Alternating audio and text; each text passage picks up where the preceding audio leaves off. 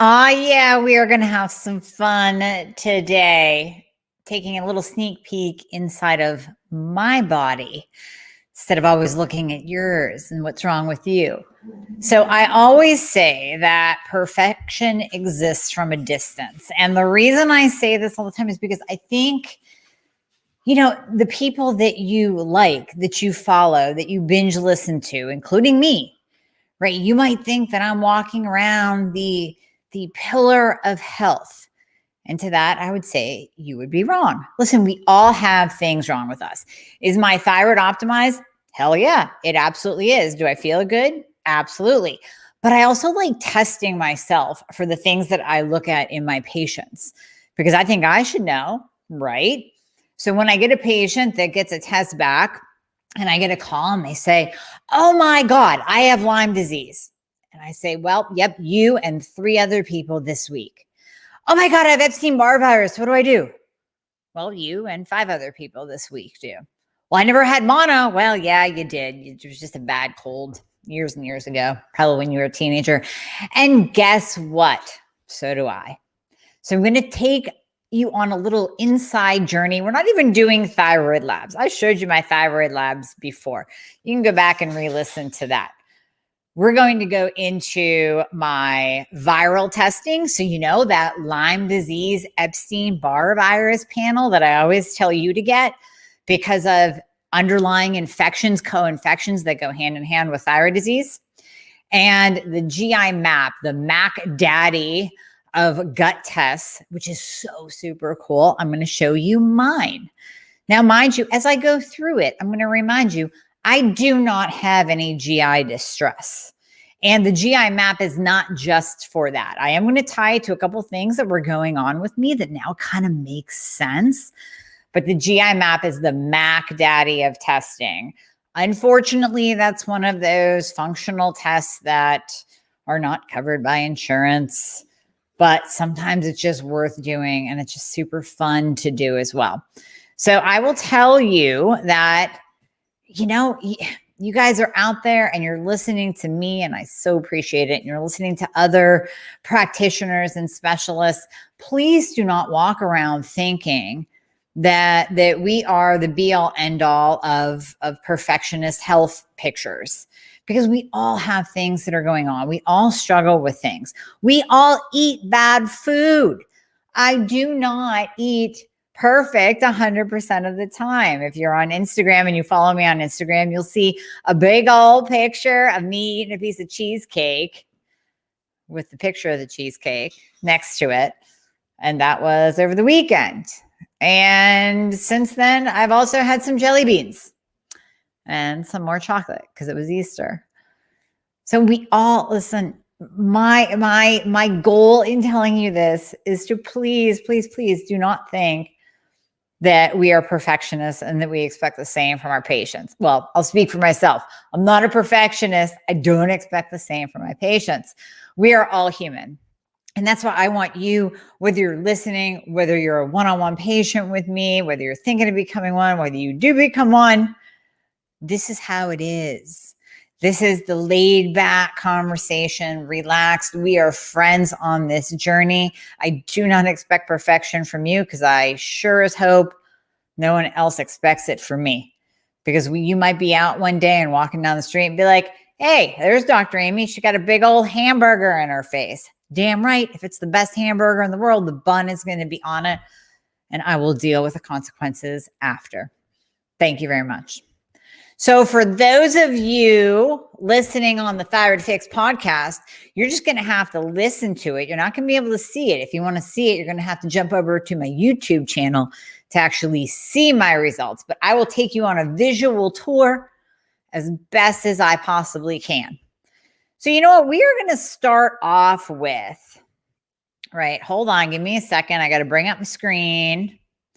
I want to start off with my GI map. So give me 1 second to bring that up. And we are going to go through it, and I'm going to take you through it. Here we go. Okay. So hopefully all y'all can see this. I think you should be able to. So for those listening on the Thyroid Fix podcast, this is the GI map by Diagnostic Solutions, right? It's a stool analysis. It tells you everything, including my date of birth. So now all y'all know how old I am. It tells you everything that is going on in your gut. I have nothing to hide here. You can see my labs. I will always share with you my labs and what's going on inside me. Okay, so this is how cool this test is, right? First of all, we're looking at pathogens. We're looking at the bacterial pathogens that are in our body. So some of these, think of like the norovirus, traveler's diarrhea. A person will be normally, if these show positive, now the less than DL means less than detectable limits. If these show positive, a person's going to be in distress. It could show up without any kind of expression. So you have C. diff, you have E. coli, salmonella, Campylobacter. I mean, this tests for absolutely everything. It's amazing. But of course, thankfully, I am below detectable limits for all of those. You'd be surprised at what we see pop up on people's tests. So then we go into the parasitic pathogens, Giardia, Crypto. That's what these are testing for the parasitic pathogens. Now we'll actually get into parasites down below. So hang tight. I know everybody thinks they have parasites. Not everybody has parasites.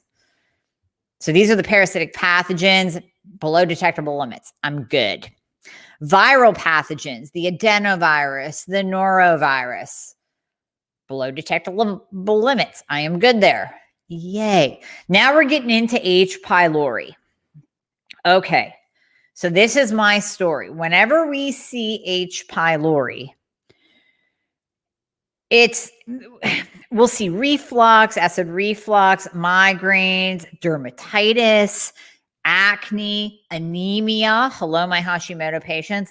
Anemia, because H. pylori is an iron-loving organism. Now, what you're going to see on mine is that, and this is where reading it, okay, it's not like your standard lab values where it's going to be red and it's going to be flagged high and all kinds of sirens are going off. You have to look at this, and this is why it takes really working with a practitioner when you get your GI map results to understand it. We have to look at the results. So my result is 1.1 E2. Normal is less than 1.0 E3. So it's really that E, that's the exponential. So technically mine is like me, a little bit elevated, maybe, no, nothing to worry about right now. But when I think back to December, January, I was dealing with acne rosacea. I mean, it was not stopping. I had to do a month long of antibiotics, which is why I did this test to see how effed up my stomach was after a month of antibiotics. So I did this to see, and here it is. So I have been having a little more reflux. I know I just said I have no GI distress whatsoever. I have been having a little bit more acid reflux.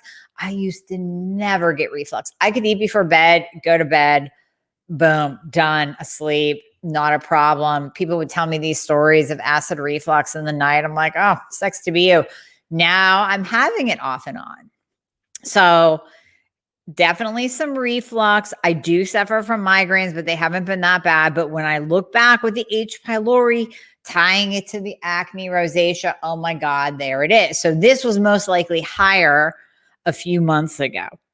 And with that, we can use berberine, oil of oregano. I already used that. So I probably started chipping away at the H. pylori. Biofilm disruptors. So did you know that stevia is actually a biofilm disruptor? That's kind of cool. Mastic gum, bismuth, zinc, and N-acetylcysteine, zinc and NAC. I use liposomal glutathione. So there you go, right there. Normal bacteria flora. So this is where, sometimes we see high, sometimes we see low. So when we're seeing Clostridia low, it usually means that our butyrate is going to be low. And indeed, my butyrate is low. So what that means is, and we can see from the Faecalibacterium, right? Where's the Faecali? Where's my Faecali? right here. My Faecalibacterium optimal is E5. I'm an E4, so I'm slightly low, but definitely we can see it in the Clostridia being low, that my butyrate is low. So what do we do for butyrate? Well, hello, Hashi patients. Butyrate being optimal actually restrains autoimmunity. So you know how I always talk about keeping those soldiers in their barracks? Having proper butyrate levels will restrain autoimmunity and keep those soldiers in their barracks. It's a beautiful thing. Well, turns out I need some more butyrate. So I need to add in some resistant starch. So Designs for Health makes it's Paleofiber RS. So it's paleofiber resistant starch. And that is adding in some prebiotics, resistant starch, which will increase butyrate. It will increase BDNF, and it will balance insulin. So definitely something I need to do, something I've already started doing. Okay, the phyla microbiota. I got my Bacteroidetes and my Firmicutes both low. So I need more fiber. Now that would make sense since I am on a keto diet that I don't get quite enough fiber. I get it. But no, here we go. We want a nice balance between the B and the F. We want that ratio to be a little bit better. Now, granted, my ratio is optimal at less than 1, but I definitely need some more good microbiota. So moving on, we're going into the opportunistic bacteria. These are cytokine producing. So Bacillus is usually high for everyone, so we're not really worried about that. Strep is also usually high for everyone. Now, when strep is high, when strep is high, we usually see H. pylori high at the same time. Now, mine was not over the top high, but remember, I just went over the H. pylori with you. I believe that if we would have tested me back in December or January, we would have seen that H. pylori being high. If strep is low, then you have to think low stomach acid, and that we often see. Sometimes H. pylori can cause low stomach acid. Sometimes low stomach acid causes H. pylori. There's a definite circle kind of correlation there. So we have the strep on me. My strep is high, and that's tied back to the H. pylori. Strep is the most abundant, and this is definitely indicating poor digestion. How about that? Poor digestion. Now, if we see a lot of opportunistic bacteria being high, we have to think lipopolysaccharides, endotoxins, and a possible link to rheumatoid arthritis. We also see links to RA down below in the potential autoimmune triggers. Sometimes if citro is high, that's possible tie back to RA, but not always. We just have to be careful about how we read these so a patient doesn't get all freaked out. Fungi, yeast, here's where we're looking at your candida. I'm good there. Viruses, cytomegalovirus, Epstein-Barr, and then we have all the parasites. We have all the worms. I'm good there. No parasites, no worms. Thank you very much. Now this part, the intestinal health, this is so interesting. I hope you're still hanging in there with me and have not checked out. I'm really trying to keep this very layman's terms, because it's layman's terms to me too. I mean, the doctors that I consult with at Diagnostic Solutions to read these bad boys, I mean, they are Mac Daddy, top of the scale, top of the heap GI docs. They know their shit. They really, really do. So hats off to them. I'm still understanding all of this. And the more I do it, the more I understand it. But that's why I like to do it on myself, because when you do it on yourself, you go, oh, yeah, that makes total sense. So intestinal health, my elastase is low. Okay, what's that mean? I'm not digesting very well. I need hydrochloric acid. I need digestive enzymes. Now, here's the big thing with my reflux people. Reflux people, you always think that you have too much acid, right? Because you get acid reflux. That's what it's called. Turns out you actually might not have enough hydrochloric acid in your gut And that can actually cause the reflux. So here we go. My elastase is low. I'm not digesting. I need digestive enzymes, and I might need a little bit of hydrochloric acid. Now, to get elastase up, I need a high quality digestive enzyme. I'm covered there. I'm using Designs for Health digestive enzymes. Okay, moving on. Beta-glucuronidase. Beta-glucuronidase feeds on fat and protein. So if we see beta-glucuronidase being off, sometimes people need more fiber. Mine is okay. It's falling in the normal range. Mine is 2179. Normal is 2486. But still, yeah, you don't want it. Actually, I'm not too bad there. You don't want it elevated. If it is elevated, then that can indicate a high toxin load. So my beta-glucuronidase is actually not so bad. Well, if it feeds on fat and protein, I'm set there with my low-carb, high-fat diet. Here's the problem, Sig-A. Secretory IgA. That's your first line of defense. That's what protects you. I mean, that is your first line of defense. So this is where we might see herpes. Now, the herpes virus can be the non-sexually transmitted kind. So herpes, Epstein-Barr, Lyme disease. It means your immune system is taxed. It means you could have chronic viral infections. So I just had a message from a patient today. Keeps getting sick. All these different viral infections, one after the other. So it might be in our best interest to test her, to do a GI-map on her and test her Sig-A, because that could be low. So for that, we use Saccharomyces boulardii, we use Floromyces from Designs for Health. And then we can even use things like Tegracel colostrum, which will increase Sig-A naturally. Anti-gliadin. Here's your kind of like a little bit of test for, we're not testing celiac disease here. We're just testing for gluten intolerance. So anti-gliadin IgA, mine is a 42. The normal range is 0 to 157, but just like everything, we have a functional range. We like it below a 50. If it's above a 50, that is indicative of eating gluten. So if your patient's on a gluten-free diet and this is super high, they're still responding to something. They're either still eating gluten or they're getting a cross-reactivity to things like corn, maltodextrin that will cross-react and act like gluten in the body. That's why I'm really big on don't just rely on gluten-free, quote-unquote, foods to be gluten-free, because the gluten-free foods have a lot of cross-reactivity.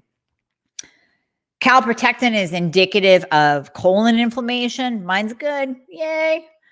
So we are all good there. Okay, I'm going to stop. Actually, I'm going to keep on here.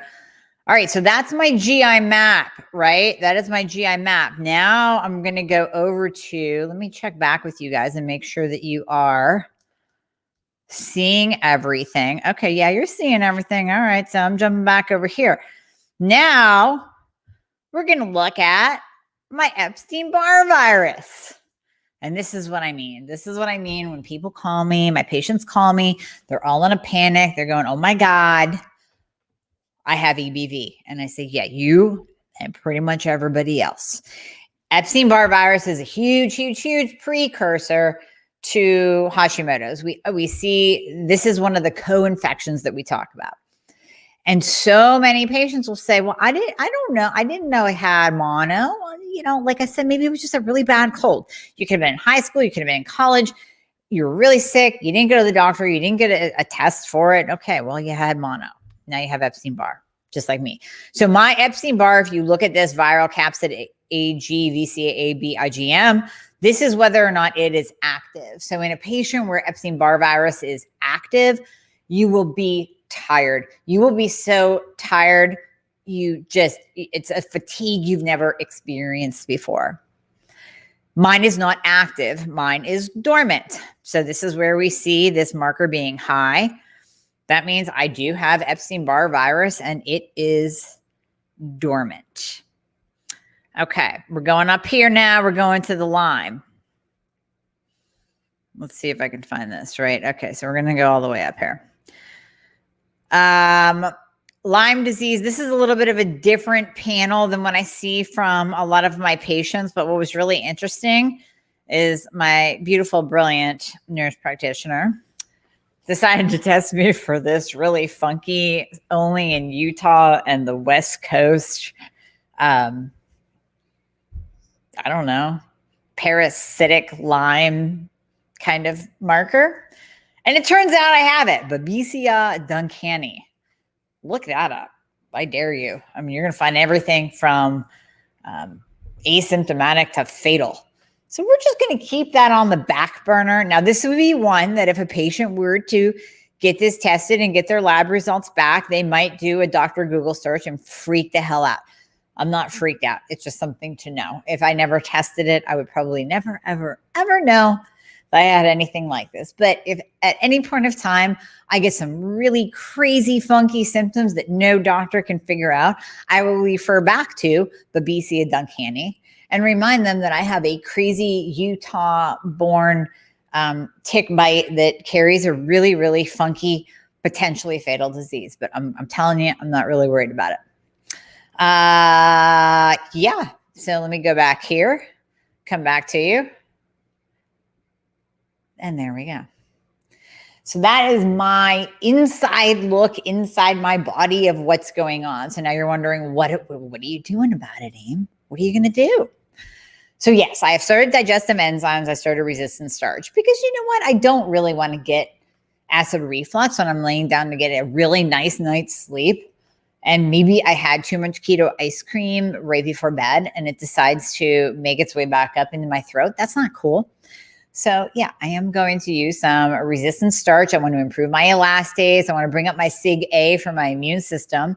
So I'm already on my zinc. I'm already on my glutathione. I do liposomal glutathione, keep my vitamin D high. I'm consistent with that. And then I added in Tegracell colostrum, digestive enzymes, and the Phyloromyces. So adding in that will also circle back around. Remember how we said low Sig-A is tied to Epstein-Barr virus and Lyme, and that your immune system is taxed. So by adding those in, that's going to kind of shore up my immune system just to make it stronger to be able to keep that Epstein-Barr virus at bay and keep that really funky Utah tick bite kind of asymptomatic. Thank you very much. The other things I'm doing, I just continue. This is an ongoing thing with me. I continue to support my immune system. So zinc every night, vitamin C every day. I mean, come on, vitamin C helps your skin anyways. And then adding in 10,000 to 20,000 IUs of vitamin D. I am not outside very much. And if I am, I have sunscreen on. Vitamin D is vital for your immune system. Now, if you are one, let's say I was one that was experiencing a ton of viral infections, a ton of colds, which I'm not. I would also add in monolaurin Avail by Designs for Health. That is amazing at supporting the immune system, especially in patients that get continued viral infections, or if Epstein-Barr virus or the herpes virus is active, we can use monolaurin Avail to kind of calm down that immune system response. If you're in an autoimmune flare, high vitamin D, zinc, vitamin D, zinc, vitamin C. Vitamin D has to be paired with K. And then the monolaurin and sometimes immunomod really helps to modulate the immune system and downregulate that cytokine storm, that inflammatory response. But these are just a couple tests. Maybe, you think about whether we're working together or not working. If we're not working together right now, write these down, ask your practitioner to do them. Full Epstein-Barr virus panel, full Lyme panel. And think about the GI map. And if they don't do it, then find somebody who does and who can order the GI map for you, because that is amazing at seeing what is going on inside of your body and inside of your gut. So brief look inside of me. I hope you enjoy that. And you know what? Share the heck out of this, because a lot of people are walking around. They don't know that they have Lyme disease. They don't know they have Epstein-Barr virus, and they're walking around with all these GI symptoms, throwing probiotics at them daily. Hello, are you guilty of that? Taking your Activia, doing the same probiotic day after day, and they're actually doing more harm than good. Okay, I want to get to your questions. If anybody, I think everybody was just kind of like jumping in here to say hi. So, Nira, you have COVID. Oh, you have COVID and your Hashimoto patients. Any advice? So, same thing. High vitamin D, high vitamin C, and zinc. Support your immune system and the monolaurin. You want to take down that cytokine storm, the inflammatory storm that occurs, and you want to support your immune system to just stay healthy. Make sure you're keeping your blood sugar in check as well. So, if you are insulin resistant, you definitely want to be on berberine. I also like oil of oregano. That's antimicrobial. It's all good. All good. And Nira, how can one do the GI test? You have to be a patient. So I can order them for my patients to do the GI map test. And then, I mean, if you're working with someone else, like a different functional practitioner, then you can always ask them if they are able to order that for you. Anzia, hi from South Africa. Hey, lady, how are you? Mary Ellen, Christine, hi. When should a person get a GI map test? Anytime at all. So it's, like I said, it's just a stool test. There's no good time, bad time. I just decided to finally, I had it sitting on the counter for like 5 months.